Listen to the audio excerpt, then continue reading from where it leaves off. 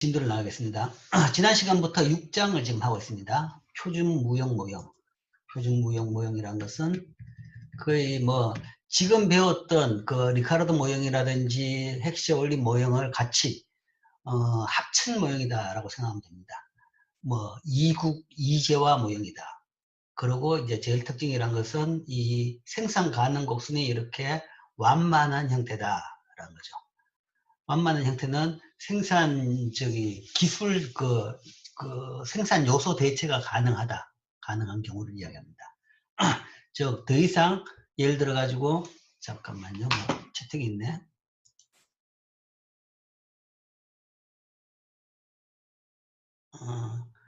예, 혹시 줌 접속 방법을 몰라가 조금 늦게 들어온 경우는 이번 시간에는 다 그것을 다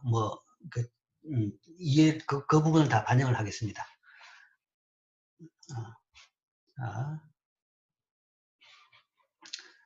어쨌든 이게 생산 가능 곡선이 이렇게 완만한 형태, 직선이 아니다라는 이야기는 대체가 가능하다라는 이야기고,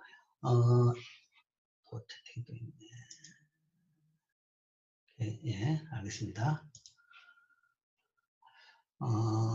그 경우는 이제 지금까지 했던 A, 소문자 A가 없다라는 이야기입니다. 소문자 A라는 것은 물건 하나 만들기 위해서 필요한 자원의 양을 소문자 A로 A, C, L 아니면 LC 그 자본량, 노동량, 자본량 얼마, 노동량 얼마, 자본 노동 몇 시간 이런 식으로 우리가 고정을 했죠.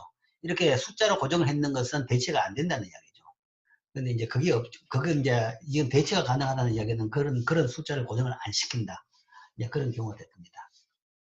자, 어쨌든 그런 식으로 그런 식으로 한 경우 일반적인 우리가 이제 무역의 결정은 무역 이전에 국내 생산의 결정은 지난 시간에 그 부분까지 했습니다. 이런 경우에 이제 수요 곡선과 공급 곡선 유도까지 했습니다. 유도까지 했는데 그거는 하나로 이야기하면 요 그림입니다. 요 그림을 이해하면 지난 시간 내용을 다 이해한 게 됩니다. 이게 지난 시간의 전체 내용입니다. 자, 여기서 수요 곡선, 공급 곡선, 물론 이제 양극 모형일 거기 때문에 각각에 대해서 다 구해가지고 상대적인 수요, 상대적인 공급이 되겠죠. 이것은 각각의 여기에서 유도됐다라는 이야기죠. 그래서 상대적인 수요는 이 생산 가능 곡선과 그 다음에 가격선 또는 이걸 가치선이라고 이야기하죠. 가치선의 등가치선은 기울기는 상대 가격이고 그 다음에 위치에 따라 가지고 위치가 이동은 할 수는 있겠지만 여러 군데 존재할 수는 있겠죠. 어쨌든 이 한 선상의 점은 등가치다라는 이야기입니다. 이 등가치선과의 접점에서 각 가격별 국내 생산량이 결정되죠. 그래서 그게 상대적 공급입니다. 이 상대적 공급은 예를 들어서 상대 가격 원일 때 PF분의 PC 원일 때 이때 생산되는 양은 Q1은 바로 이 점입니다. 바로 이 점이 되는 거죠. 그죠? 이 점이 되고 그리고 상대 가격이 2일 때 그러면 상대 가격이 2인 경우의 이 등가치선을 그리면 이거하고 기울기는 다르니까 더 가파르진 기울기를 가진다. 그러면 이 기울기를 가지는 선이 생산 가능 곡선에 접하는 점은 Q2다 라고 볼 수 있는 거죠. Q2다 본다 그러면 이게 그러니까 이 더 높아진 상대 가격에서 생산되는 그러니까 직물의 상대 가격 Q1보다 직물량이 더 늘었죠. 더 오른쪽 갔으니까 이게 이 점이 직물의 상대적인 공급량이 되는 셈입니다. 이런 식으로 이 가치선과 생산 가능 곡선 각 가격별로 등가치선을 그린 뒤에 그 가치선과 생산 가능 곡선의 접점으로서 우리가 상대적인 공급 곡선을 이렇게 유도해낼 수 있고 그 다음에 상대적인 수요는 동일한 이 등가치선 또는 이 가격 수준에서 상대 가격에서 무차별 곡선이라는 것은 등 효용선이죠. 효용이 다 같은 선. 그러니까 요 무차별 곡선 하나라 그러면 이 선상의 어떤 점에서든지 다 우리가 주관적으로 느끼는 효용은 같은 점입니다. 그거하고의 접점에서 사람들의 수요량을 이 나옵니다. 사람들의 효용을 극대화시킨 수요량이 나올 수 있는 거죠. 그래서 각 가격별로 수요량, 그러니까 이 가격 PCPF1의 가격에서는 접점이 바로 이 D1이 됩니다. 이런 무차별 곡선하고 여기 접하니까 이 D1이 접점이 되겠죠. 그래서 이 가격에서는 요 I'점이라는 것은 이 I'만큼의 직물의 수요량은 바로 D1에서의 직물의 수요량. 그러니까 요 점이죠. 그죠? 요만큼 될 겁니다. 요만큼. 그러니까 수출 수입이 가능하다 그러면 이제는 뭔가 하면 생산량하고는 별개가 될 수 있는 거죠. 그래서 그런 경우에 가격이라면 이렇게 됐다. 그 다음에 더 가격이 가팔라진, 그러니까 그 클로딩 가격이 더 높아졌다 그러면 그때는 새로운, 그러니까 PCPF2 점에서는 접하는 무차별 곡선과는 접하는 점은 D2점이 되죠. 그래서 그 가격에서의 수요량은 뭐고 더 높아진 PCPF2 이 점에서 이 선에서의 수요량은 요만큼이 되겠습니다. 요 D2만큼이 되겠죠. 그런 식으로 쭉 이 등가치선과 무차별 곡선의 접점으로서 이런 수요 곡선을 유도할 수 있습니다. 유도할 수 있고, 이게 이제 국내 상대적인 수요와 상대적인 공급입니다. 상대적인 공급이고, 자, 여기서 그러면 물론 이제 과연 수출이 가능할 때 국내에서 어디에서 공급을 하고 얼마만큼 생산하고 얼마만큼 소비할 것이냐, 그것은 세계 시장 가격이 결정되면 그 가격에 따라서 그 포인트가 나옵니다. 세계 시장 가격이 이 수준이라 그러면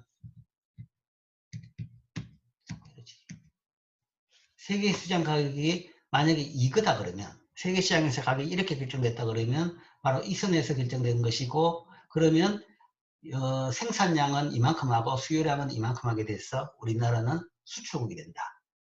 생산보다는 덜 수요하니까. 그다음 가격이 직물 가격이 더 오르면 이만큼은 생산하는데 수요는 이만큼으로 줄기 때문에 이만큼 수출량은 더 늘어나는 그런 형태가 될 겁니다. 그 다음으로 이 균형점, 국내 균형점 3호에 대해서 한번 의미를 보자라는 거죠. 이 3이라는 것은 소위 수출입이 이루어지지 않는다 그러면 그때 국내 균형점입니다. 그럼 그거는 어떻게 만들어지느냐? 수출입이 안 되면 국내 균형은 어떻게 되느냐? 그런 경우라 그러면 사실은 국내 균형점이라는 것은 결국은 생산점이면서도 바로 소비점입니다. 생산점이면서 소비점인 것이고, 그래서 국내 균형의 생산량과 소비량이 같아지는 거죠. 같아지는데 생산량과 수요량이 같아지는데 그 점은 사실은 가격선과 필요 없이 결정됩니다. 가격선, 등가치선 필요 없이 결정되는 것이 이 무차별 곡선하고 이 생산 가능 곡선 두 개가 접하는 점입니다. 이 접점은 가격선 필요 없죠. 등가치선 필요 없이 그냥 접하는 점이 어디 나오겠죠. 그럼 바로 이 점이 바로 이 균형점입니다. 물론 이 점에서의 가격이 있을 수 있습니다. 이 점에서의 가격이라는 것은 이 점에서 두 선에 두 개 동시에 접하는 선이 나옵니다. 이 점에서 소위 이쪽이냐 둘 중에 하나에 접하는 선이라는 것은 두 곡선을 다 접하는 선입니다. 그러면 그때 접선의 기울기가 나오겠죠. 그 접선의 기울기의 가격은 바로 요 높이가 됩니다. 그게 요 가격이 되겠죠. 이 가격이고 이 가격에서 국내 균형이 이루어지는 점입니다. 자, 이까지가 지난 시간에는 배웠는 상대적인 공급, 그 다음에 상대적인 수요. 즉, 표준 무역 모형에서 상대적인 공급과 상대적인 수요가 어떻게 결정되는지 그 과정에 대해서 설명했습니다. 뭐 거의 이것은 그러니까 미시인학에서 공급 곡선과 수요 곡선을 유도하는 것과 동일합니다. 동일하게 이렇게 나온다라고 볼 수 있죠. 자, 그러면 오늘은 자, 여기에서 이제 무역의 결정, 그 다음에 교역 조건 변화하고 후생 효과, 그 다음 상대 가격이 어떻게 결정되는지, 그 다음에 여기서 경제 성장이 발생하면 경제 성장에 따라서 이 무역이 어떻게 바뀌는지, 그 다음 수입 관세와 수출 보조금, 뭐 이런 등등에 대해서 보겠습니다. 자, 교역 조건 변화와 후생 효과. 교역 조건이란 용어를 아마 언론에서 많이 봤을 겁니다. 우리나라 교역 조건이 악화되고 있다. 계속 그런 용어가 나올 겁니다. 악화되고 있다. 보통 그래 나옵니다. 계속 악화되고 있다라는 원로 표현입니다. 교역 조건이라는 것은 수입 가격에 대한 수출의 상대 가격을 말합니다. 그러니까 상대 가격입니다. 상대 가격인데 수출 가격하고 수입 가격에 대한 수출 가격의 상대 가격. 그러니까 분자가 위쪽에 수출 가격이 옵니다. 그러니까 교역 조건, 우리나라 수출하는 물건의 상대적인 가격을 보는 거죠. 한 국가가 직물을 수출하고 직물의 상대 가격이 국가가 그러니까 직물을 수출하는 나라가 있다. 그러면 물건이 직물하고 식품하고 두 개밖에 없다. 그러면 직물을 수출하고 식품을 수입한다. 그러면 이 나라의 교역 조건은 직물의 수출, 직물 가격 나누기 식품 가격이 되죠. 그게 직물의 상대 가격인데 이 직물의 상대 가격이 이 나라의 바로 교역 조건이 됩니다. 실질적으로는 교역 조건은 뭐 물건이라는 것이 수출제가 하나가 아니죠. 대부분 나라들은. 그래서 수출제는 많고 수입제도 여러 개 많습니다. 그래서 그 수출제를 가지고 수입 물가 지수를 만듭니다. 그 요령은 여러분들이 거시에서 배웠던 소비자 물가 지수 만드는 요령하고 동일합니다. 동일하게 가중치를 넣어가지고 수출제의 수출 물가 지수를 만들어내고 동일한 요령으로 수입제에 대해서도 수입 물가 지수를 만듭니다. 만들어가지고 두 개의 비율로서 우리가 교역 조건을 계산합니다. 현실적으로 여러분들이 언론에서 보는 그리고 한국은행 홈페이지에 가서 보면 확인되는 교역 조건은 이런 수출제, 수입제, 가격 지수의 비율로서 만들어낸 교역 조건입니다. 여기는 이제 간단하게 하기 위해 가지고 수출제가 하나고 수입제가 하나밖에 안 됐죠. 그렇기 때문에 그냥 두 물건의 상대 가격이 바로 교역 조건이 됩니다. 그래서 직물을 수출하는 나라 같은 경우에는 직물의 상대 가격이 바로 교역 조건이 되죠.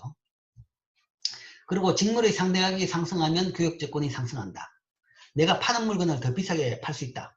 그러니까 교역 조건은 좋아진다. 더 비싸게 더 돈을 많이 벌 수 있다. 그래서 좋아진다라는 개념을 씁니다. 개선된다라는 개념을 씁니다. 수출의 상대 가격이 높아진다는 것은 그 국가가 더 많은 수입품을 살 수 있게 된다라는 것을 의미하죠. 그러면 그 나라의 후생이 증가하는 거죠. 더 많은 물건을 살 수 있게 됐기 때문에 더 후생이 증가할 수 있다. 그래서 교역 조건이 좋아진다라는 것은 수출품 가격이 비싸진다 그러면 그것이 뭐 그 나라가 더 잘 살게 된다라는 그런 의미가 됩니다. 그런 식으로 보통 이제 해석을 합니다. 반대로 교역 조건의 하락, 수출품 가격이 떨어지게 되면 한국과의 후생은 감소합니다. 떨어진다는 거죠. 그래서 이제 반대로 해석하는 거죠. 수출제 가격이 싸지면 그 다음에 살 수 있는 수입제 양은 줄게 되니까 그러면 더 후생이 떨어진다라고 봅니다. 자, 그런데 아까도 얘기했지만 우리나라의 교역 조건은 지속적으로 악화된다라는 이야기를 내가 했습니다. 교역 조건이 지속적으로 악화된다 라고 하면 우리나라의 후생 수준이 계속적으로 나빠지는가?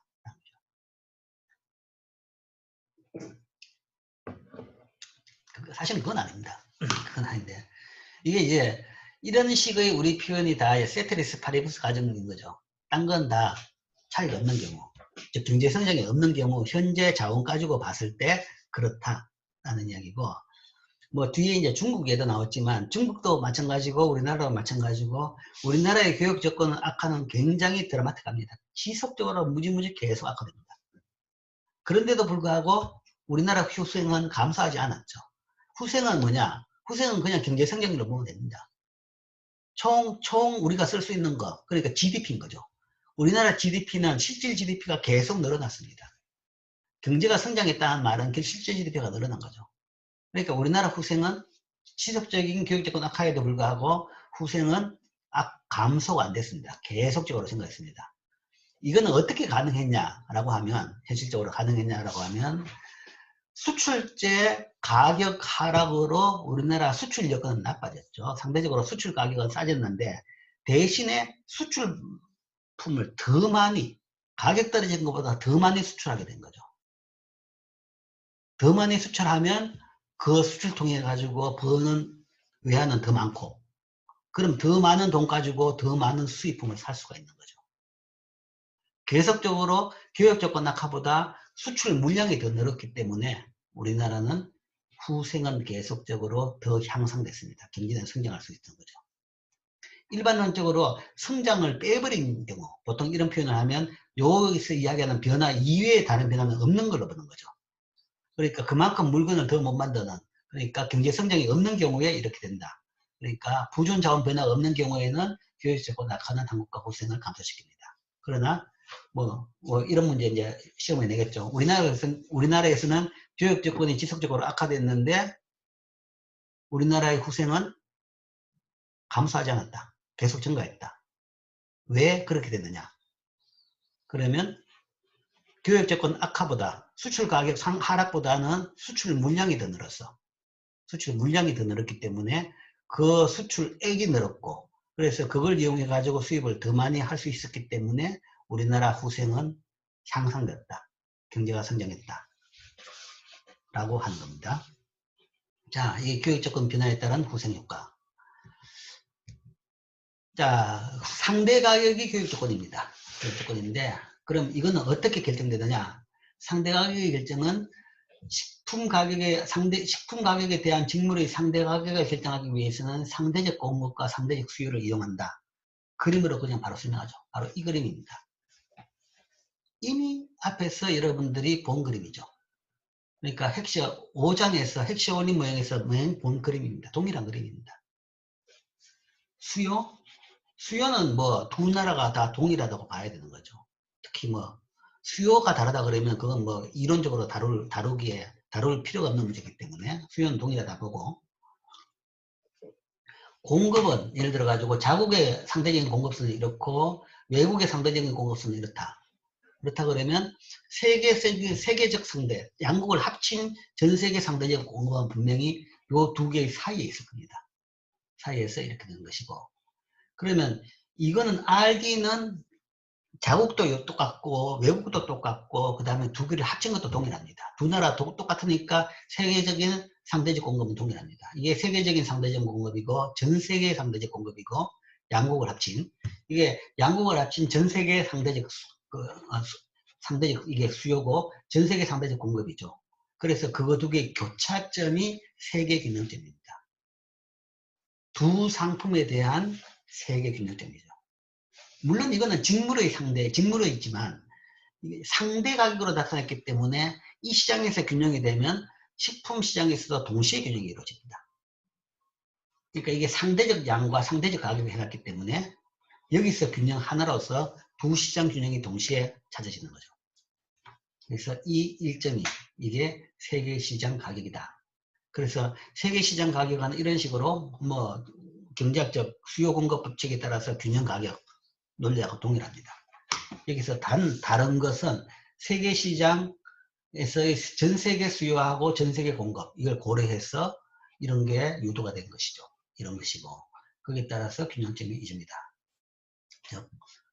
이걸 여기 설명했죠. 그래서 각 상대 가격에서 식품에 대한 직물의 상대적 세계 공급, 각 상대 가격에서 식품에 대한 직물의 상대적 세계 수요, 이거 두 개의 곡선을 그린 뒤에 세계의 두 국가로부터의 양의 합계인 세계 생산량과 세계 수요량은 이거하고 이게 된다. 이거하고 이게 되고, 뭐 고점에서 모든 뭐 상대적인 양은 이겁니다. 상대적인 공급량은 Q로 나타내는 이거고 수요량은 D로 나타내는 이겁니다. 이게 수요 곡선에서의 각점들이죠. 각 가격별로. 그래서 이렇게 돼가지고 이게 이제 균형이 된다. 그래서 균형 상대 가격을 이렇게 찾는다. 그 다음에 이제 그게 세계시장 가격을 찾고 난 뒤에 그 다음에 각국에 가서 그러면 각국에서 생산량이 얼마고 소비량이 얼마냐 라는 걸 묻는다 그러면 그거는 각국의 소위 생산 가능 곡선으로 가야 됩니다. 이게 자국의 생산 가능 곡선이고 이게 외국의 생산 가능 곡선이죠. 그럼 자국의 생산 가능 곡선이 이렇게 되어 있다 그러면 여기에서 앞에서 결정된 가격, 그 가격을 이용해 가지고 등가치선, 그 가격이 바로 여기다 가지고 그죠. 이 가격을 가지는 등가치선을 끄은 뒤에 그것이 등가치선이 이 생산 가능 곡선하고 접하는 이 점을 찾아내면 되는 거죠. 그럼 이 점이 바로 자국의 생산점입니다. 자국의 생산점이고, 그 다음에 자국의 소비점은 이 등가치선하고 접하는 무차별 곡선 쭉 그리면 되겠죠. 그러면 여기서는 그림은 그리지 않았는데 요걸 D로 했다는 것은 여기에 무차별 곡선이 이렇게 그려져 가지고 여기서 접했다는 얘기입니다. 무차별 곡선이 여기 접했다는 얘기죠. 여기 접했다는 것은 그렇기 때문에 요게 우리나라의 자국의 소비점이 됩니다. 이 직물 소비점, 그러니까 직물과 식품의 소비점이 되죠. 자, 그러면 이 생산점과 소비점을 비교해 본다 그러면 직물 같은 경우에는 이만큼 생산하는데 소비는 요만큼 하게 되죠. 그러면 그 차이 이만큼은, 그러니까 초과 생산한 부분은 자국의 직물 수출량이 되는 거죠. 그래서 여기서 이 폭이 자국의 직물 수출량이 되고, 그 다음에 식품 같은 경우에는 우리나라 이 점에서 생산했다는 것은 생산량은 요 높이입니다. 요만큼 식품을 생산하죠. 그런데 소비는 이만큼 했다는 이야기는 이 높이만큼 식품을 소비했다는 거죠. 즉 이만큼 소비를 할 수 있어요. 국내 생산은 이만큼인데 국내 소비는 이만큼 할 수 있는 것은 이 차이만큼은 수입을 통해서 소비를 할 수 있다는 거죠. 그래서 이거는 자국의 식품 수입 양이 되는 거죠. 수입량. 요만큼을 수출하고 이만큼을 수입한다. 그리고 그거는 이 기울기하고 동일한 비율로 우리가 주고받은 겁니다. 주고받아가지고 이 점을 여기 생산하고 이 점에서 소비를 할 수 있고 그렇게 되고, 외국도 정확하게 동일합니다. 동일한데 외국에서는 사실은 그림을 잘 그려야 되는 것이, 외국에서는 외국의 수출이 이만큼 돼야 되고 외국의 수입이 이만큼 되도록 그림을 그려내야 되는 거죠. 그러니까 우리의 수입이 외국의 수출입니다. 우리의 수출이 상대국의 수입이죠. 그러니까 이 그림은 요게 상대국의 수입이 되고 요게 상대국의 수출이 되도록 그려지는 거죠. 그래서 이게 이제 식품의 양으로 나타내는 경우에 동일하게 딱 나타냈어. 그러면 뭐 동일한 이 기울기를 가지는 등가치선을 그리고 이 접점, 무차별 생산 가능 곡선하고 접점을 이 점이 나왔다. 이 점이 나왔고, 그 다음에 여기 무차별 곡선을 쭉 그려가지고 이 등가치선과 무차별 곡선의 접점이 이 D 스타점이 됐다. 자, 이게 소비점이라는 거죠. 그러면 이제 그림은 아까 말한 그 조건을 만족시키도록 그린 겁니다. 그린 것이, 자, 여기서 우리나라의 식품의 그 생산량은 이만큼입니다. 이 높이만큼 식품을 생산하고 있죠. 즉, 이만큼 생산하는데, 소비는 이 점이라는 것은 식품의 소비는 이만큼 하고 있죠. 그러면 이 높이만큼은 외국에다 수출하는 거죠. 그러니까 그 높이가 우리나라의 식품 수입 액수하고 양하고 동일하도록 그림을 그렸죠. 그 다음에 직물 같은 경우에는, 그러니까 외국 같은 경우 생산점이 이 점이기 때문에 직물 생산량은 이겁니다. 그러나 소비가 이 점이기 때문에 직물의 소비량은 이만큼이죠. 생산을 초과하는 이만큼의 직물은 외국에서 수입된 거죠. 우리나라로부터 수입된 거죠. 그렇게 그림을 그릴 수가 있는 겁니다. 자, 그래서 세계시장 수요 공급에서 세계시장 가격이 결정되면 그 결정된 가격을 들고 각국의 생산 가능 곡선으로 가서 거기에서 그 가격선을 그려가지고 각국의 생산점을 찾고, 그 다음에 각국의 소비점을 무차별 곡선까지 그려가지고 소비점을 이렇게 찾아내고 각국에서의 수출량, 수입량을 이렇게 다 여기서 그림에서 표시를 할 수 있습니다.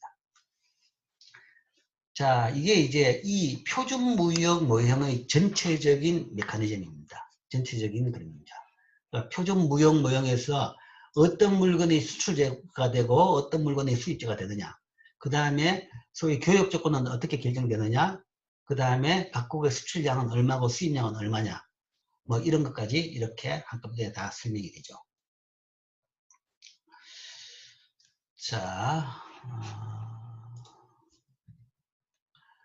자, 여기까지 이제 표준무역 모형 셋업에 대해서 했고, 그 다음에 이제 여기서 이제 어떤 변화가 발생하는 경우에 이 모형에서의 균형 변화를 봅시다. 그러니까 비교 정태 분석이라고 해야 되나요? 뭐 그런 거죠. 그 중에서 이제 가장 관심이 있는 경제 성장에 따라서 아니면 기술 변화에 따라 가지고 이 모형에서 어떤 변화가 발생했는지, 수출제, 수입제에서 어떤 변화가 발생했는지를 보죠. 먼저 경제 성장의 효과를 봅시다. 뭐 경제 성장이라는 것이 사실은 기술 변화입니다. 기술 향상인 거죠. 기술 진보가 되는 거죠. 자, 뭐 이걸 봐야 되는 이유로서 이제 이런 이야기를 몇 개 했습니다. 모티베이션 차원에서 중국의 경제 성장은 미국의 생활 수준에 도움이 될까? 하는 거죠. 그러니까 뭐 빠르게 성장하는 나라가 지금 중국이죠. 그렇기 때문에 그 중국 경제 성장이 다른 나라에 어떤 영향을 미치는지를 한번 보자.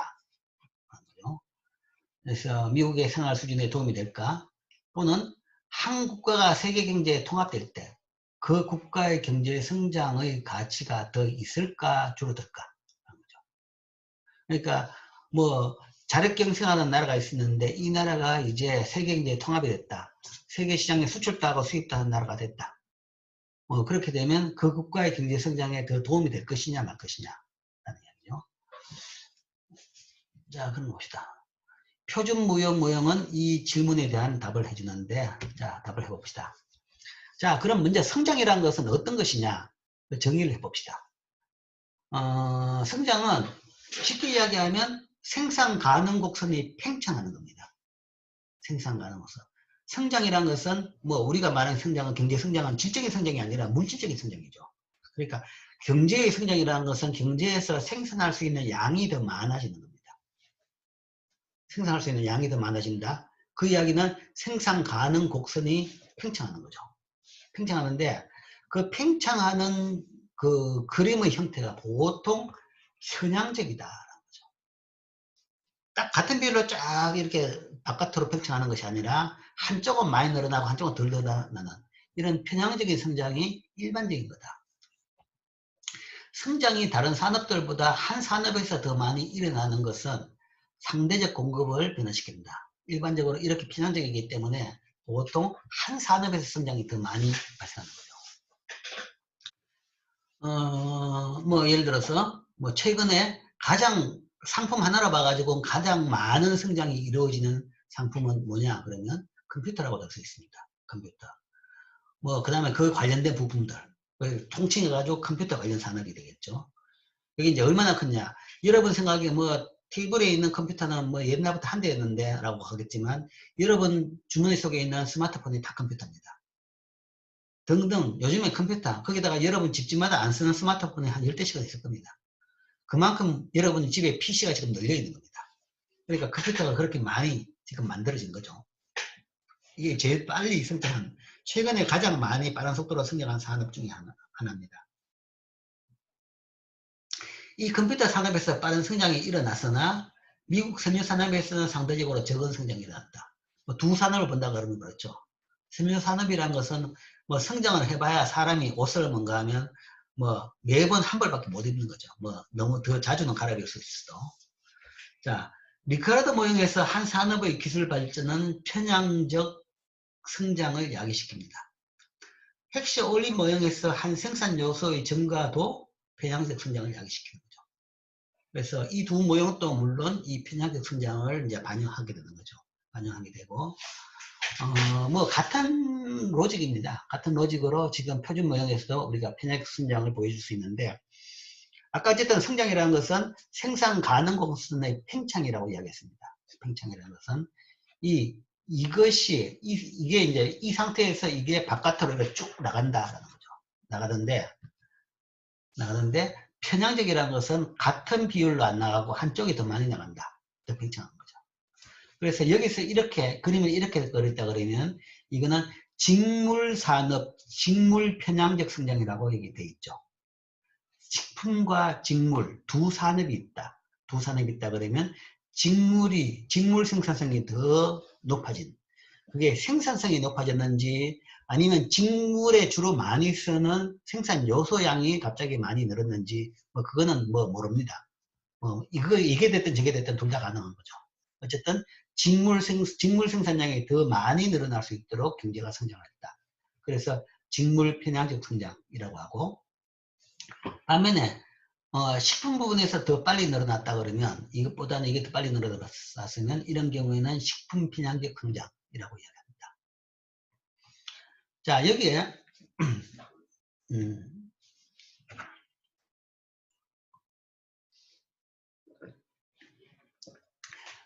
그냥 뭐 참고로 이 가격선을 하나 그려놨네요. 우리는 그걸 한번 해석해 봅시다. 가격선을 그려놨는데, 가격선을 예를 들어서 이 두 가격선은 동일한 기울기를 가지는 가격선입니다. 가격이 만약에 변하지 않았다 라고 한다 그러면, 이런 식으로 직물 편향적으로 성장하게 되면 대부분 어떻게 되느냐 그러면, 생산량을 보면 직물은 더 늘어나고 식품은 줄어든다. 그러니까 직물 생산할 수 있는 기술이 더 빨라졌고 직물 생산의 생산성이 더 높아졌다. 그러면 상대적으로 식품은 줄이고 직물을 훨씬 더 많이 생산하게 될 것이다 라는 것이 이제 일반적인 상식입니다. 그래서 동일한 가격일 때, 가격 배가 없을 때는 그렇게 될 것이다. 마찬가지로 이제 이것도 마찬가지죠. 직물 같은 식품 같은 경우에도 뭐 동일한 가격이다. 동일한 가격이다. 그 성장 이전과 이후의 상대 가격이 같다 그러면 결국은 주로 식품 쪽에서 생산량이 많이 늘어나고, 직물 쪽에는 줄 수도 있고 아니면 뭐 늘어나더라도 아주 미미하게 늘어나고, 주로 성장한 산업 쪽에서 생산량은 더 많이 늘어날 것이다 라고 볼 수 있습니다. 근데 이제 전 세계적으로 한쪽 산업에서 편향적으로 성장한다 그러면 물론 상대 가격도 바뀝니다. 상대 가격도 바뀌는 것이, 편향적으로 성장하는 그 산업에서의 생산품의 가격이 떨어지는 거죠. 아까 PC 이야기했죠. PC 가격 엄청나게 떨어졌습니다. 그랬죠. 그렇기 때문에 지금 이제 온 집에 뭔가 하면 집에 PC가 수십 대씩 집집마다 돌아다니고 있는 겁니다. 여러분 생각에 PC 가격이 뭐 별로 안 떨어졌는데, 옛날에도 한 100만 원 넘었고 200만 원 가까이 돼 있고 지금도 200만 원인데 라고 하는데, 그거는 품질 변화를 반영 안 한 거죠. 품질 변화를 반영하면 품질이 엄청나게 좋아지고도 가격이 더 떨어졌고, 동일 품질로 따져본다 그러면 가격이 뭐 말도 안 될 정도로 많이 떨어진 겁니다. 많이 떨어졌죠. 그러니까 이제 편향적으로 성장하면, 그러니까 어떻게 보면 성장의 아이러니죠. 성장하고 기술 진보하게 되면 그 물건 가격은 떨어집니다. 그래서 이제 성장이 좋은 거죠. 그러면 생산업자는 그게 성장이 가격이 떨어져 가지고 안 좋을 수도 있을 겁니다. 물론 이제 더 많이 팔려 가지고 떨어진 부분을 만회하게 되면 더 나아질 수는 있겠죠. 뭐 컴퓨터 산업은 이제 그런 산업이죠. 그런 산업이고, 그러나 이제 소비자는 절대적으로 좋죠. 더 좋은 물건을 더 싼 가격에 쓸 수 있다. 그러니까 훨씬 더 좋아지죠. 자, 어쨌든 편향적 성장을 이렇게 그림으로, 생산 가능 곡선으로는 이렇게 설명할 수 있고, 그 다음에 수요 공급 곡선으로서도 이렇게 설명할 수 있습니다. 수요 공급 곡선으로는. 자, 편향적 성장을 한다 그러면, 그러니까 결국은 뭐 동일한 가격이라면 당연하고, 가격이 조금 바뀌더라도 마찬가지입니다. 어쨌든 편향적 성장을 했는 부분에서 생산량은 다 늘어납니다. 생산량을 늘어난다는 것은, 만약에 성장 전의 상대적인 공급이 여기에 있다 그러면, 식품 편향적으로 성장한다 그러면 상대적 공급이 이렇게 위쪽으로 이동하죠. 그러니까 왼쪽으로 이동합니다. 아래위는 가격이고 좌우는 양이죠. 양으로 봐야 됩니다. 물건 양으로 봐서 왼쪽으로 간다. 그러니까 식품 편향적인 성장한다 그러면 식품 양이 늘어나는 거죠. 식품 생산량이 늘어난다는 것은 직물량은 상대적으로 줄어드는 겁니다. 그래서 이게 왼쪽으로 가는 겁니다. 직물량이 줄어드는 것이고, 그 다음에 직물 편향적인 성장을 한다 그러면 직물 생산량이 늘는 거죠. 그러면 이게 오른쪽으로 이동하죠. R에서 2로 오른쪽으로 이동하게 되죠. 그래서 성장을 생산 가능 곡선으로 나타낼 수 있고, 그 다음에 물론 생산 가능 곡선에서 유도된 공급 곡선에서도 표현할 수 있습니다. 표현하게 되면 이게 직물 편향적 성장은 여기서 오른쪽으로 가는 것이고, 식품 편향적 성장은 이 상대적 공급 곡선이 왼쪽으로 쭉 이동하는 것이 여기서 우리가 성장을 설명하는 것이다. 그렇죠? 자, 그러면 이제 성장을 그림으로 이제 어떻게 표현하는지, 그걸 이제 이 모형 내에서, 셋업에서의 성장을 이제 유도를 해냈습니다. 성장을 그림으로 그려냈습니다. 그러면 그 효과를 봅시다. 편향적 성장과 그로 인한 상대적 공급 변화는 교역 조건 변화를 야기시킨다. 자, 그림으로 봅시다. 자, 직물 편향적인 성장이 발생했다. 그러면 이게 직물의 시장에서 상대적인 수요 공급 시장입니다. 수요 공급에서 직물 편향적 성장이 발생했다 그러면 이게 오른쪽으로 이동하죠. 아래에서 돌아갔죠. 그러면 수요 곡선은 동일한데 공급 곡선이 이렇게 갔다 그러면 새로운 점은 우하향점이 있습니다. 우하향점이 있다는 것은 직물의 상대 가격이 떨어지는 거죠. 떨어지고 직물의 소비량도 공급량, 균형량도 늘어나는 겁니다. 그러니까 전 세계의 상대적인 공급 수요. 이게 이제 뭐 한 나라가 아니라 전 세계적인 공급이다. 라고 한 경우에 뭐 한 나라만 늘어나더라도 분명히 전 세계적인 공급은 늘어나는 겁니다. 둘 다 동일하게 성장한다 그러면 더 많이 늘어나겠죠. 어쨌든 전 세계적인 공급으로 봐가지고 직물 편향적인 성장이 발생하면 RS는 오른쪽으로 이동하면서 균형 가격은 떨어진다. 그 성장하는 산업에서의 생산품 가격은 떨어진다. 그리고 그 생산품은 더 많이 소비하게 됩니다. 반면에 식품 편향적 성장이 발생한다 그러면 직물 수요 공급 시장에서는 이 상대적인 공급이 줄어들게 되는 거죠. 줄어들게 되면 직물 상대 가격은 오르게 됩니다. 그래서 성장했는 식품 가격은 떨어지겠죠. 식품 가격이 떨어진다는 것은, 상대 가격이 떨어진다는 것은 역으로 이야기하면 직물의 상대 가격은 상승한다, 올라간다는 거죠. 그래서 균형점이 이렇게 위로 올라가게 됩니다. 자, 그걸 여기서 설명했죠. 그래서 그 경우에 자국이나 외국에서 모두 직물 산업 편향적 성장은 식품 가격에 비해서 직물 가격을 하락시키고 직물 수출업자의 교육 조건을 악화시킬 것이다. 반면 식품 가격 산업의 편향적 성장은 식품 가격에 비해서 직물 가격을 상승시켜서 직물 수출업자의 교육 조건을 개선시킬 것이다. 그래서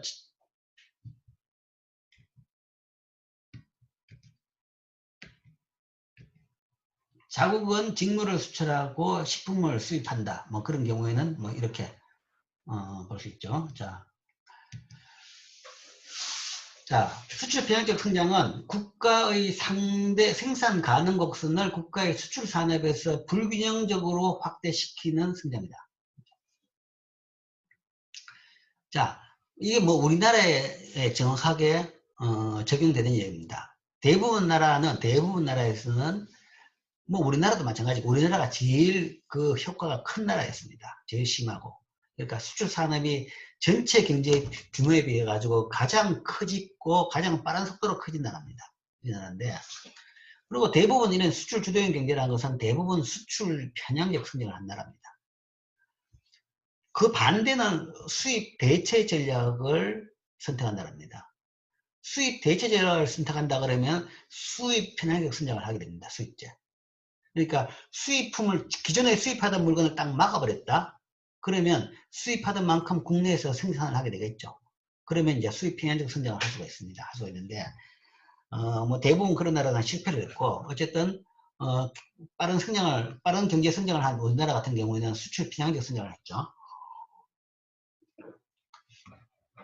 수출 편향적 성장은 국가의 생산 가능 곡선을 국가의 수출 산업에서 불균형적으로 확대시키는 성장이다. 수출 산업 쪽이 뭔가 하면 훨씬 더 많이 팽창하는, 생산 가능 곡선에서 많이 팽창하는 형태의 불균형이라는 이야기입니다. 그래서 외국에서 식품 산업의 편향적인 성장은 외국에서 수출 편향적인 성장이다. 수입 편향적 성장은 이제 그 반대 거죠. 이것도 그림으로 봅시다. 그림으로 가면.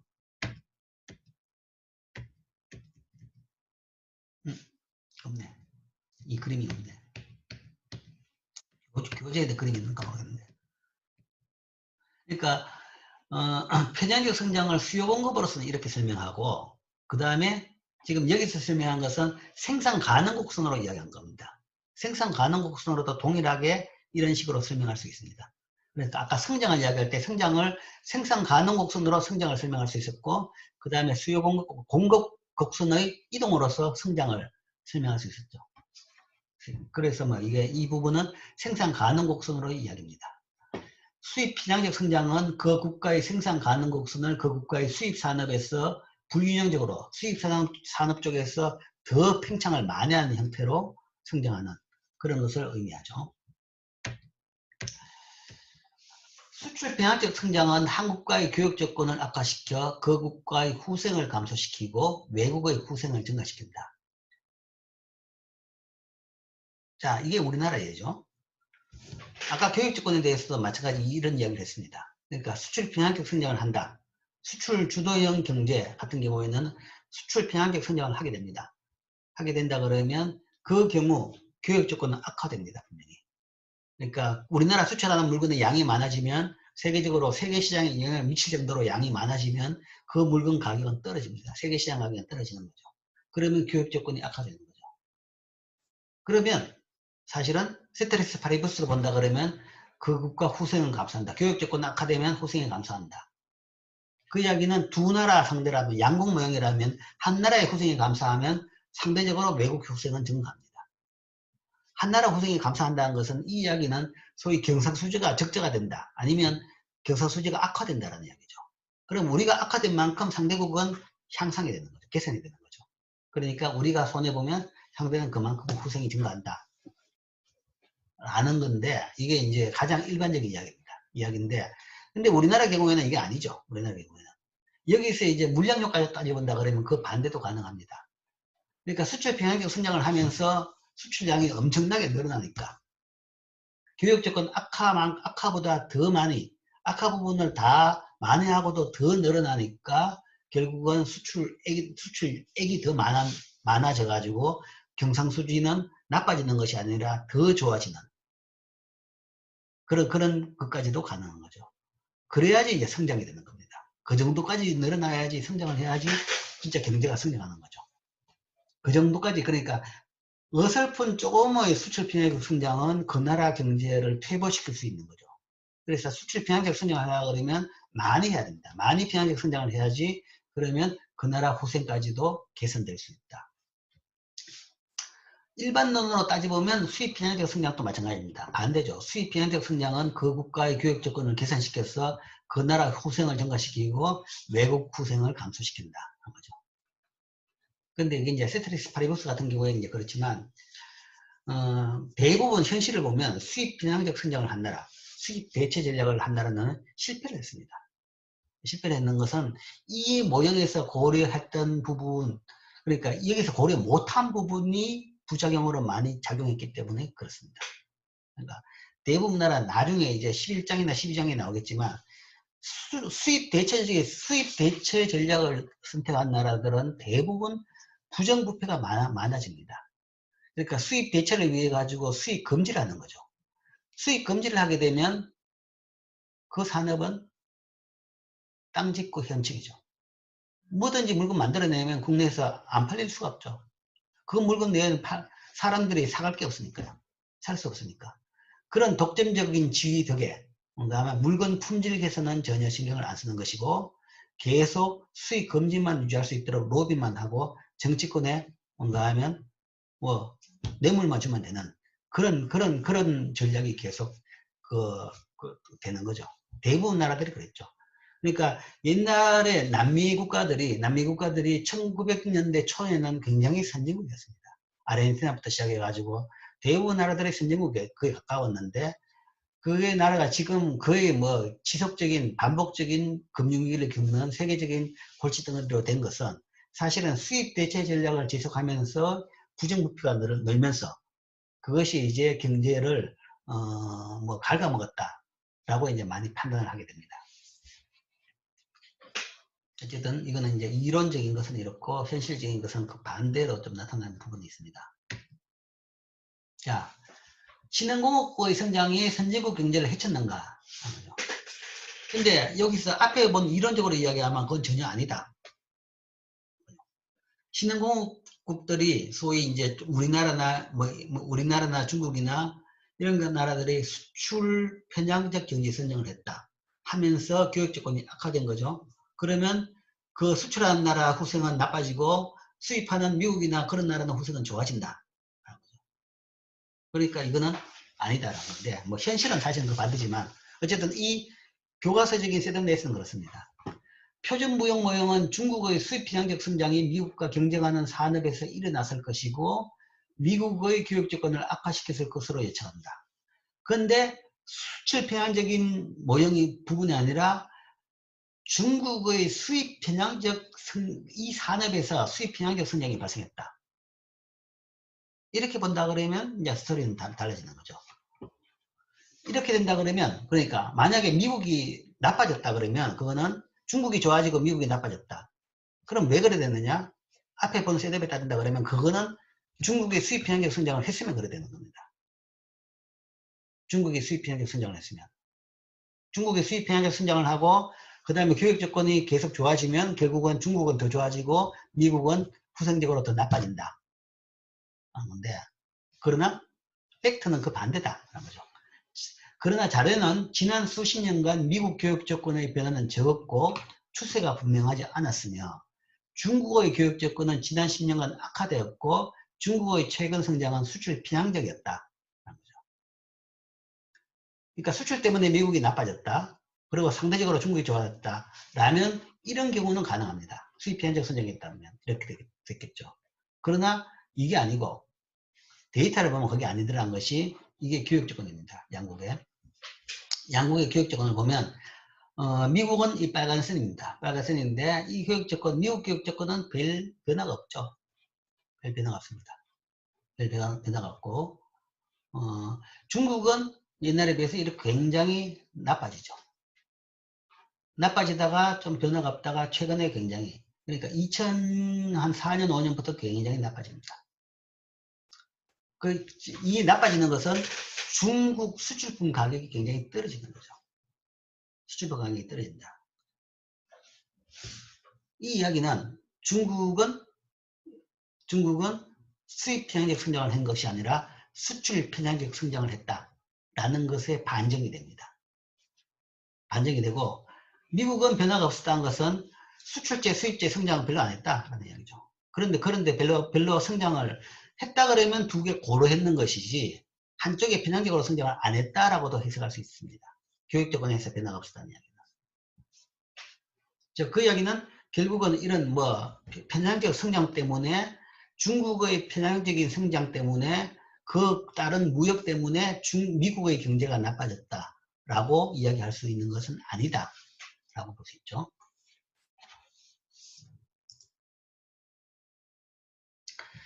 자, 그래서 이까지가 경제 성장과 그것이 이제 무역에 미치는 영향, 경제 성장에 따라서 양국에 미치는 영향에 대해서 이야기해봤고 미국, 중국 케이스까지 설명을 했습니다. 자, 질문?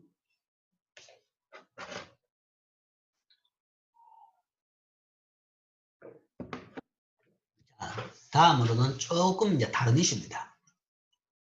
그냥 모형에서 좀 벗어나서 좀 다른 이슈가 무역 정책에 대한 이야기입니다. 무역 정책으로 대표적인 무역 정책이 관세, 그 다음에 보조금, 이거 사실 많이 쓰진 않습니다. 어쨌든 관세를 이야기하니까 마이너스 관세 차원에서 이걸 지금 이야기한 겁니다. 그 다음에 이제 많이 쓰는 것은 쿼터제입니다. 쿼터제. 물량 제한입니다. 쿼터제. 물량 제한. 이런 것들이 대표적인 무역 정책입니다. 관세하고 쿼터제가 대표적인 무역 정책인데, 여기서 이제 관세하고 마이너스 관세인 수출 보조금, 이것이 표준 무역 모형에서 어떻게 해석을 할 수 있는지를 볼 겁니다. 이 관세하고 수출 보조금이 있으면 RS와 RD의 동시적 이동이 발생합니다. 오타가 발생했네요. 동사가 아니라 동시적 이동입니다. 그러니까 이것이 요 관세 수출 보조금 두 개를 동시에 이야기한 것이 아니라 관세 하나만 봤어도 관세 하나만 도입하면 수요 공급에 다 영향을 받습니다. 두 개가 다 동시에 이동합니다. 하나만 이동하는 것이 아니고 수출 보조금을 해도 마찬가지입니다. 자, 수입관세는 수입품에 부과되는 세금이죠. 그러니까 수입품에 대해 가지고 세관을 통해서 들어오면서 물건 한 개당 세금을 받습니다. 그게 수입관세고, 수출 보조금은 수출하는 생산자한테 지불하는 돈입니다. 뭐 실제적으로 이건 거의 없다라고 이야기했죠. 내가. 현실을 하기는 이게 만약에 어떤 나라가 이걸 했다가 그러면 세계적인 분쟁이 발생합니다. 그 부당 경쟁인 거죠. 부당 경쟁.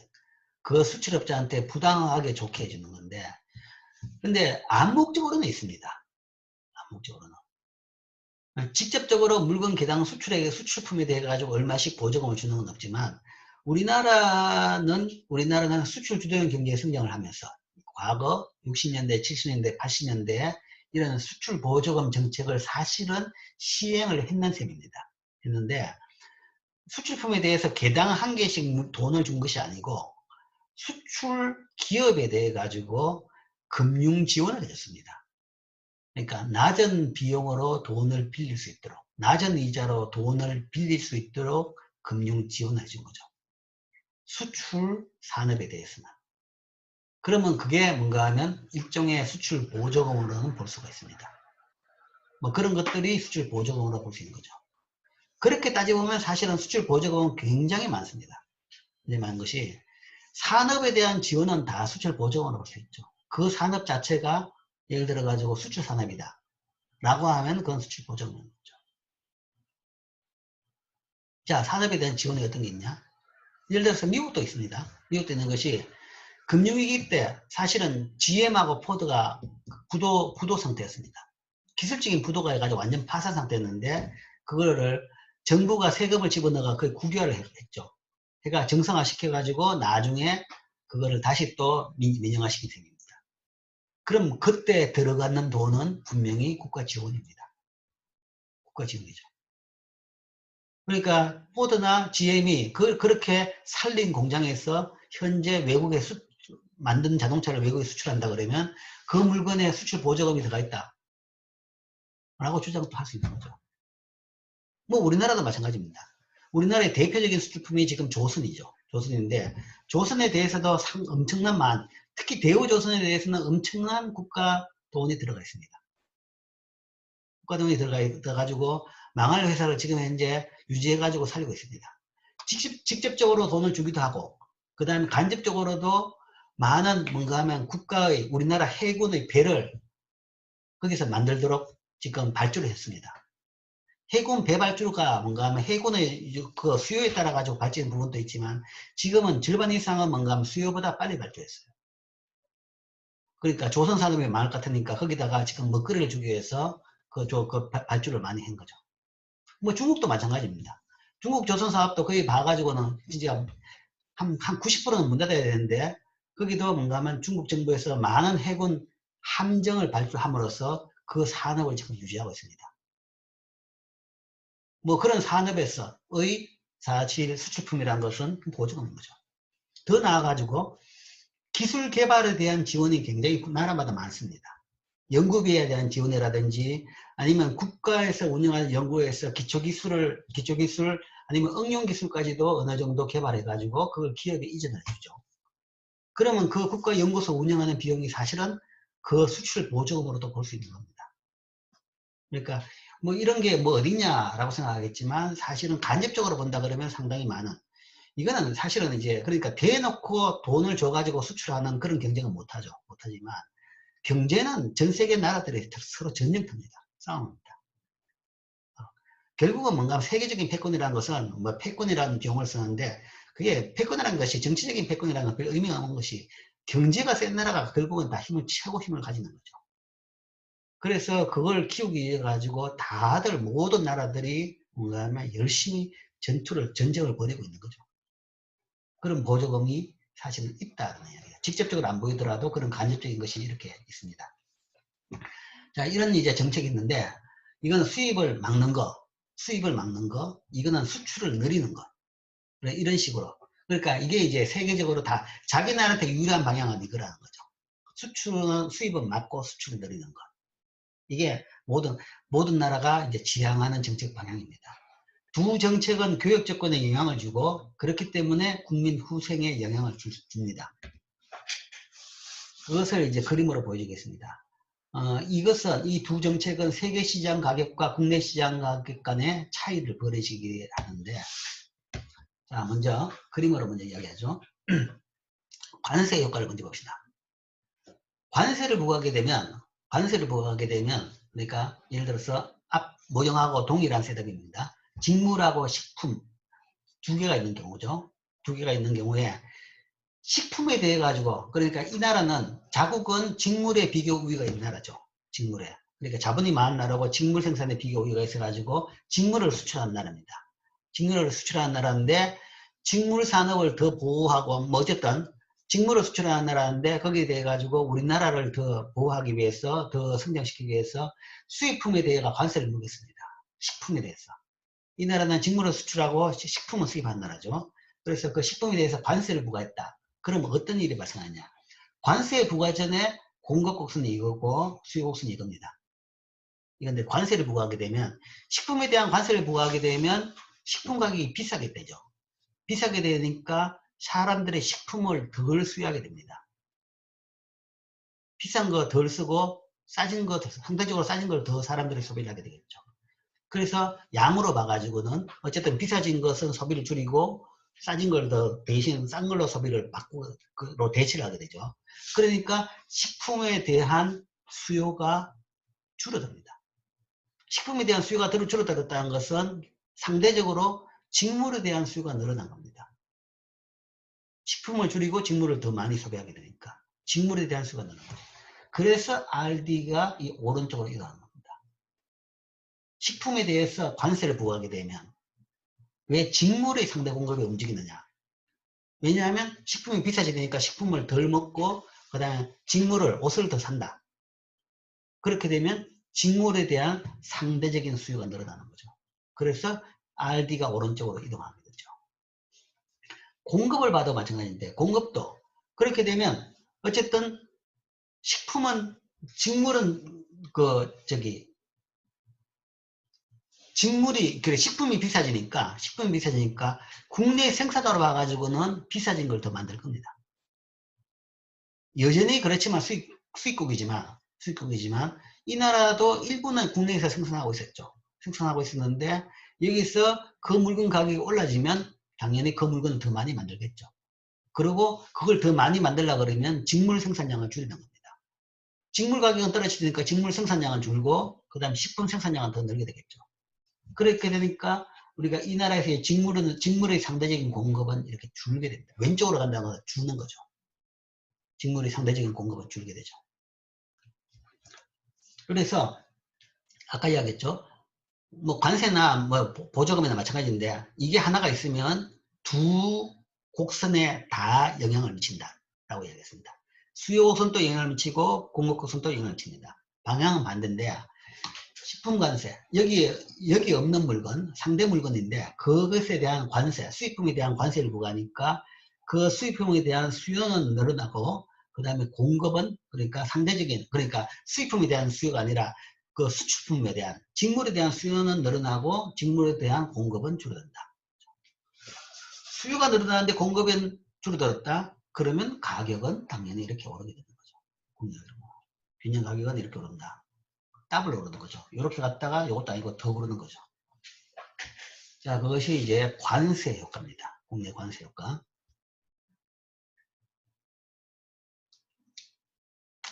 자, 세계 시장 가격이 있는데 뭐 국내에서 가격이 왜 오르냐? 라고 생각할지 모르겠지만 자, 이제 별개입니다. 관세를 부과하면 별개입니다. 그러니까 국내 가격이란 것은 세계 시장 가격에다가 관세를 더한 게 가격이 되는 거죠. 수입할 때는 그 가격으로 할 수 있지만 예를 들어 가지고 세계 시장 가격이 100원인데 우리나라에서 관세율을 식품에 대해서 10%를 부과했다. 그러면 더 이상 국내 가격은 세계 시장 가격하고 동일하지 않습니다. 세계 시장에서는 100원이지만 우리나라에서는 110원이 되는 거죠. 그래서 가격 괴리가 이제 발생하는 거죠. 자, 이거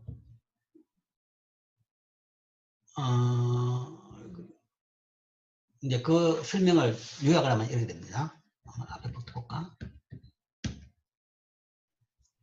그 지금 그래프로 설명했는데 이 그래프 설명을 요약하면 여기 이렇게 요약되어 있습니다. 자국 식품 수입에 관세를 부과하면 국내 소비자들은 직물 가격에 비해서 식품 가격이 상대적으로 오르죠. 그래서 마찬가지로 식품 가격에 비해서 직물 가격은 상대적으로 내립니다. 내리기 때문에 생산자들은 직물의 더 낮은 상대적인 가격을 받기 때문에 식품 생산으로 더 이동한다. 그러니까 직물 생산을 줄이고 식품 생산을 늘리는 거죠. 그러니까 직물의 상대적 공급은 감소하고 소비자들은 더 낮은 직물의 상대 가격을 지불할 것이므로 직물 소비를 더, 그러니까 식품은 비싸지니까 식품 소비를 줄이고 직물 소비를 더 늘리는 거죠. 그러니까 직물의 상대적 소비는 증가한다. 그래서 두 곡선의 이동에 대한 설명이고, 이게 이동에 대한 설명이고, 그 결과 균형에 대한 이야기는 자국이 수익 관세를 부과할 때 교육 조건은 개선되고 그 국가의 후생은 증가한다. 그러니까 우리나라가 수출하는 직물 가격이 올라갔으니까 교육 조건은 개선된 거죠. 그러니까 그 나라의 후생은 증가한다 라고 볼 수 있는 거죠. 근데 이 효과의 크기는 그러면 과연 이걸 통해 가지고 얼마나 그 나라가 더 좋아질 수 있느냐. 이 효과의 크기는 세계 시장에 대한 자국의 상대적 규모에 의존할 수 있습니다. 만약 이 국가가 세계 시장에서 작은 부분이라면 그 관세는 세계 상대적 공급과 수요에 비해서 큰 효과가 없을 것이죠. 그래서 교육조건에 대한 효과는 크지 않다. 그러나 대국 경우에는 관세는 외국의 희생하에서 뭐 어느 정도 효과는 있습니다. 대국은. 서국이라 그러면 이 가격 변동 효과가 별로 없기 때문에 그게 그 교육 조건에 대해 별 영향이 없고 그러면 별로 개선되는 것이 별로 없다. 근데 문제는 대국이라면 그게 가능합니다. 대국이라 그러면. 대국이라면 자국의 소비나 관세 정책에 따라 세계시장 가격이 움직이면서 자국에 더 유리하게 만들 수 있는 거죠. 그런데 자국에 더 유리해졌다는 것은 그거는 자국만 유리해지냐고 하면 결국은 제로섬 게임이라는 겁니다. 관세는 외국의 희생하에 국민 후생을 더 높이는 겁니다. 외국의 수출을 줄이고 우리나라에서 더 생산하도록 만들면서 우리의 교육 조건이 더 좋아진 거죠. 그 이야기는 수출을 못하게 된 외국은 그만큼 후생이 나빠진 것이고 그만큼 일자리는 줄어들게 된 거죠. 결국은 제로섬 게임입니다. 제로섬 게임이라서 그래서 뭐 대국이 그래가지고 이런 정책을 해서 자국 우선주의로 할 수도 있겠죠. 할 수는 있겠지만 그거는 결국은 상대국의 피해를 바탕으로 얻는 이득일 따름이다 라는 것이고 그러면 그렇게 피해를 보는 상대국이 가만히 있을 것이냐 그런 얘기죠. 결국은 이제 거기서는 서로 이제 전쟁이 일어나는 겁니다. 전쟁. 실제적인 전쟁은 아니라도 무역 전쟁과 그다음에 WTO라는 게 그런 게 목적이 그런 데 있습니다. 그런 어떤 나라가 그런 부당한 자국을 위해 가지고 부당한 정책을 할 경우에는 거기에 대해 가지고 지적을 하고 그다음에 고치고 피해 보상을 해주도록 만드는 기구가 WTO입니다. 근데 이제 진짜 강대국이 말을 안 들으면 대책이 없죠. 대책이 없지만 지금 현재 그렇습니다. 지금 현재가 진짜 강대국들은 말을 안 들어요. 그 WTO에서 어떤 결과가 나왔더라도 말은 안 됐죠. 대표적인 나라가 뭐 미국, 중국이죠. 말을 안 들어 그렇지. 어쨌든 뭐 그래 된 거죠. 근데 이게 만약에 심해진다 그러면 그래서 결국은 세계 경제 질서는 제일 힘센 나라들이 사실은 선의의 뜻을 가지고 있어야 됩니다. 그래야 세계 경제 질서는 잘 갈 수 있는 거지. 그 나라들이 힘이 센 나라들이 자국 우선주의로 나서게 되면 그냥 약육강식이 되는 것이고 진짜 세계대전이 일어나는 그 옛날로 되돌아갈 수 있다. 자, 수출 보조금 효과는 이제 그 반대입니다. 이 그림으로 보죠. 수출 보조금을 준다 그러면 상대적으로 수출을 더 많이 하게 되니까 국내에서 수출 보조금을 준다 그러면 결국은 수출 산업에서 더 수출 생산량을 늘릴 겁니다. 수출하는 업자들은 수출하게 되면 돈을 더 받게 되는 거죠. 더 받게 되면 더 많이 생산하게 되죠. 더 많이 생산하려고 그러면 결국은 수입하던 다른 산업을 줄여가지고 하는 거죠. 그러니까 이 같은 경우에는 직물이 수출하는 나라 같은 경우에는 식품 생산량을 줄여가지고 직물 생산량을 늘릴 수 있는 거죠. 그래서 이 경우에는 RS가 이렇게 오른쪽으로 오른다. 직물 생산이 늘어나는 거죠. 직물 산업에 보조금을 준다 그러면 직물 산업에서 생산량이 늘어나니까 직물의 공급이 이렇게 늘어난 거죠. 근데 상대적으로 그러니까 뭔가 하면 직물을 더 생산하고 주니까 이 직물에 대한 수요는 줄어들게 됩니다. 국내 수요는. 직물에 대한 국내 수요는 줄어드는 것이 왜냐하면 직물에 대한 국내 가격은 사실은 오르게 됩니다. 이중 가격이죠. 수출 보조금을 준다는 것은 국내 시장 사람들한테보다는 외국 사람들의 직물을 더 싸게 만들어주는 겁니다. 세계 시장 가격이 100인데 이 100짜리 직물 가격에다가 한 개당 10원만큼의 보조금을 줬다. 수출 보조금을 줬다. 그러면 예를 들어 가지고 수출업자 같은 경우에는 우리나라 직물 공장에서는 그거를 90원에 외국에 파는 겁니다. 100원에 생산해 가지고 외국에 90원에 파는 거죠. 그런데 우리나라는 그냥 그대로 100원을 지급하는 셈입니다. 그러니까 상대적으로 우리나라는 직물 가격을 외국은 직물 가격을 더 싸게 받게 되니까 사람들이 직물을 더 많이 사용하게 되고 식품을 덜 사용하게 되겠죠. 그러니까 상대적으로 이 직물에 대한 이 수요는 이렇게 줄게 됩니다. 국내에서는 직물에 대한 수요, 외국은 늘게 되는데 국내에는 상대적으로 직물 가격이 오르니까 직물에 대한 수요는 이렇게 줄게 되는 거죠. 그래서 RD가 줄게 되죠. 그러면 그 결과 균형점은 1점에서 2점으로 떨어지게 됩니다. 즉 직물의 상대 가격이 떨어지게 되는 거죠. 떨어졌다 그래도 수출업자는 관계없어요. 이 떨어진 만큼은 보조금으로 받기 때문에 이만큼 액수를 받을 수 있습니다. 받을 수 있는데 국내에서는 직물의 상대 가격은 이렇게 떨어져 버린다.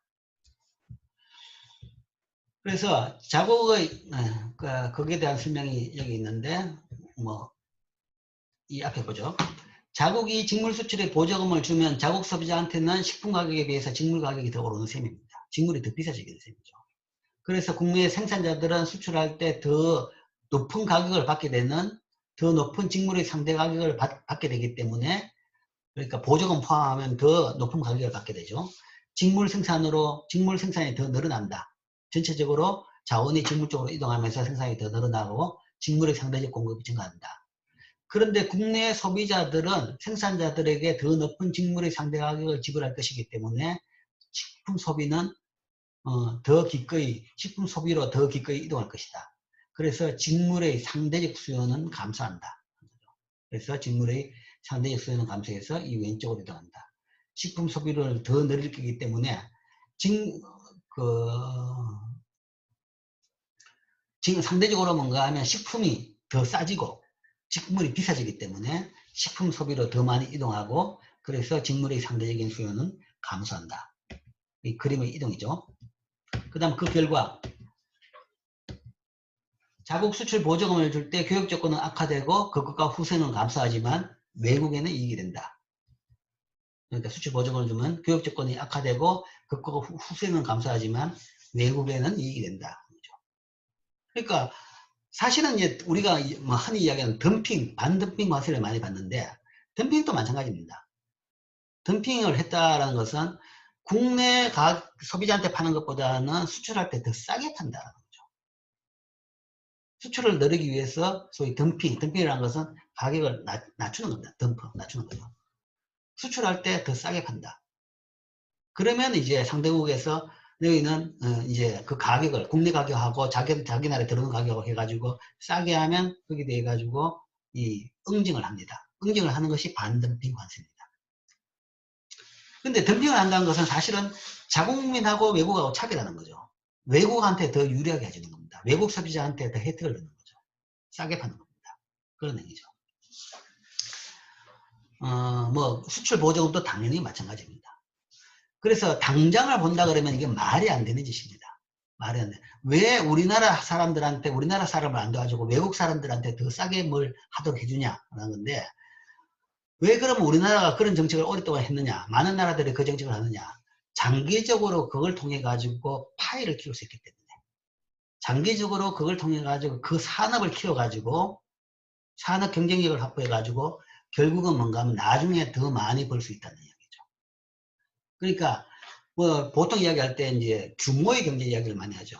규모의 경제를 달성할 때까지는 산업을 키우는 겁니다. 그때는 이익보다는 매출이 중요합니다. 규모의 경제가 달성해서 그때부터 이제 이익이 문제가 되는 거죠.